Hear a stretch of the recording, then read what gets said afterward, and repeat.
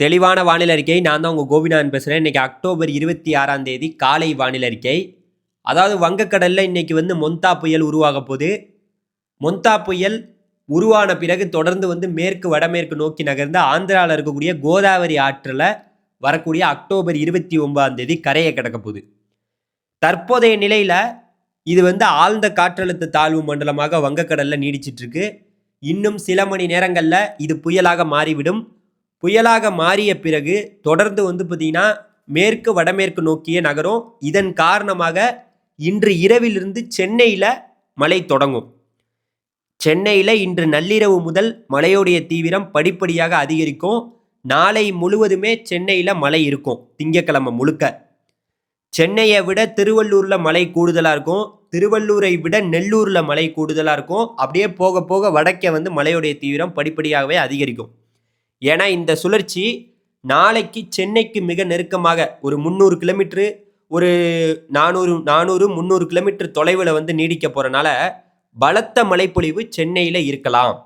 உறுதியாக இருக்கும் நாளைக்கு முழுவதுமே. நாளை மறுநாள் சென்னையில் மழை இருக்காது. ஏன்னா அதுக்கப்புறம் இது வடக்க நோக்கி போயிடும். நாளைக்கு பார்த்திங்கன்னா நமக்கு 27ஆம் தேதி 28ஆம் தேதி கிட்ட நெருங்கிடும். அங்கே ஆந்திராவோட அந்த கோதாவரி கரையை நெருங்கிடும். 28ஆம் தேதி நள்ளிரவு 29ஆம் தேதி வாக்கில் இது பார்த்திங்கன்னா கோதாவரியில் கரையை கடந்து செல்லும்.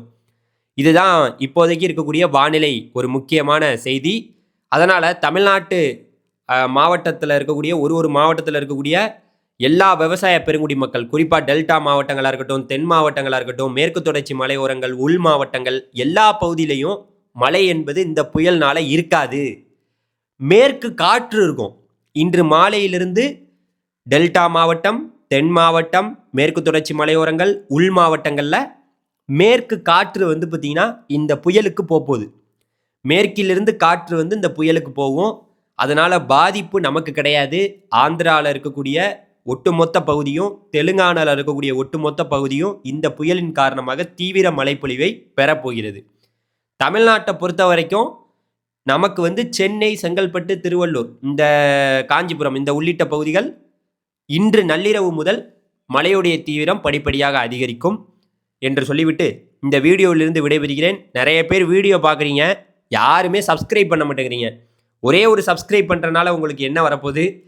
உங்களுக்கு தான் டெய்லி வீடியோ வரப்போகுது. மறந்துடாமல் சப்ஸ்கிரைப் பண்ணிக்கங்க. நன்றி. தொடர்ந்து நம்ம சேனலை சப்போர்ட் பண்ணுங்கள்.